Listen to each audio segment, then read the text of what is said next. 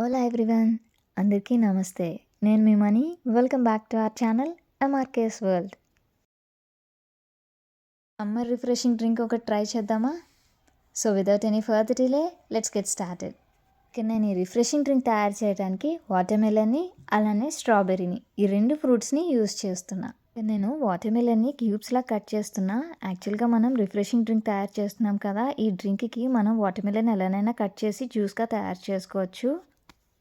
ఇక్కడ నేను క్యూబ్స్లా కట్ చేస్తున్నా. ఇలా క్యూబ్స్లా కట్ చేయటం అనేది చాలా సింపుల్ అండి. ఇలా క్యూబ్స్ కట్ చేయటం వల్ల వాటర్మిలన్ తినటానికి కానీ జ్యూస్ చేయటానికి కానీ రెండిటికి చక్కగా కుదురుతుంది. మీకు వాటర్మిలన్ని మల్టిపుల్ వేస్లో కట్ చేయాలనుకుంటే కనుక మీకు డిస్క్రిప్షన్లోని లింక్ యాడ్ చేస్తాను, ఒకసారి చెక్ చేయండి. వాటర్మిలన్ని క్యూబ్స్ లాగా స్టిక్స్ లాగా అలానే క్రిస్మస్ ట్రీ వచ్చేలాగా కట్ చేసిన వీడియో అయితే ఒకటి ఉన్నది, ఒకసారి చెక్ చేయండి.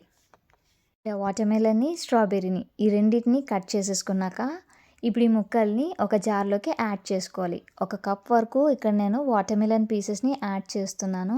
అలానే 3 స్ట్రాబెర్రీస్ని కట్ చేసి కూడా యాడ్ చేసుకుంటున్నా. అలానే ఒక 1/2 టేబుల్ స్పూన్ వరకు ఫ్రెష్ లెమన్ జ్యూస్ని, హనీని 1 టేబుల్ స్పూన్ వరకు హనీని యాడ్ చేస్తున్నా. ఇక్కడ నేను షుగర్ యాడ్ చేయటం లేదు, షుగర్ బదులుగా హనీని యాడ్ చేసుకుంటున్నా.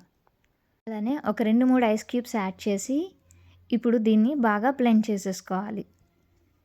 అంతేనండి, చాలా సింపుల్. వాటర్మెలన్ని స్ట్రాబెర్రీని మెయిన్ ఇంగ్రీడియంట్స్గా యూస్ చేసి ఈ రిఫ్రెషింగ్ డ్రింక్ తయారు చేసేసుకోవచ్చు.